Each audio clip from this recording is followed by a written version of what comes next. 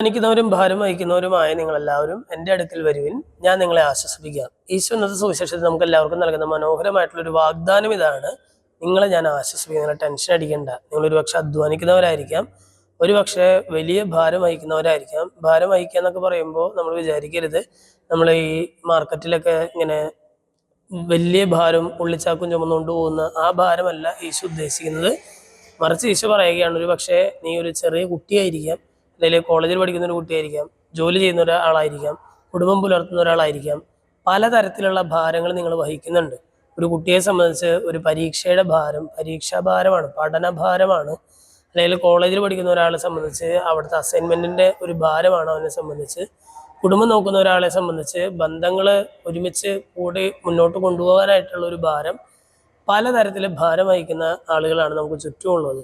ഈശോ പറയുകയാണ്, അധ്വാനിക്കുന്നവരും ഭാരം വഹിക്കുന്നവരുമായ നിങ്ങളെല്ലാവരും എൻ്റെ അടുക്കൽ വായു, ഞാൻ നിങ്ങളെ ആശ്വസിപ്പിക്കാം. അല്ലെ, ദൈവത്തിൻ്റെ അടുക്കൽ ചെല്ലുമ്പോൾ ദൈവത്തിന് നമ്മളെ ആശ്വസിപ്പിക്കാനായിട്ട് സാധിക്കും. കാരണം ഈശോയ്ക്ക് നമ്മളെ നന്നായിട്ട് അറിയാമെന്നുള്ളതാണ്. ഒരു വ്യക്തിയെ നമുക്ക് നന്നായിട്ട് ആശ്വസിപ്പിക്കാനായിട്ട് കഴിയുന്ന എപ്പോഴാണ്? ആ വ്യക്തിയുടെ A to Z കാര്യങ്ങൾ നമ്മൾ അറിയുമ്പോഴാണ്. നമ്മൾ സാധാരണ ഈ കൗൺസിലിങ്ങിനൊക്കെ ചെന്നിരിക്കുമ്പോൾ സാധാരണ രീതിയിൽ നമ്മൾ എന്ത് ചെയ്യും? സാധാരണ രീതിയിൽ നമ്മുടെ കാര്യങ്ങൾ നമ്മൾ എക്സ്പ്ലെയിൻ ചെയ്യും. ഇന്ന പോലെയൊക്കെയാണ് കാര്യങ്ങൾ ജീവിതത്തിൽ.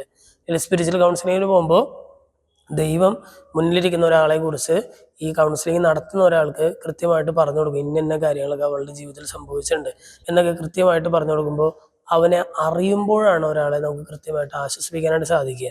ഇന്നത്തെ സുവിശേഷത്തിൽ യേശു നമ്മളോട് പറയുകയാണ്, അധ്വാനിക്കുന്നവരും ഭാരം വഹിക്കുന്നവരുമായി നിങ്ങളെല്ലാവരും എൻ്റെ അടുക്കിലേക്ക് വായോ, ഞാൻ നിങ്ങളെ ആശ്വസിപ്പിക്കും, കാരണം എനിക്ക് നിന്നെ അറിയാം. ഇന്നത്തെ വചനഭാഗം വായിച്ചു കഴിയുമ്പോൾ ദൈവത്തിലേക്ക് വരാനും ദൈവത്തിൽ നിന്നും ആശ്വാസം തേടാനും നമുക്ക് പരിശ്രമിക്കാം. ദൈവം നമ്മെല്ലാവരെയും സമൃദ്ധമായിട്ട് അനുഗ്രഹിക്കട്ടെ.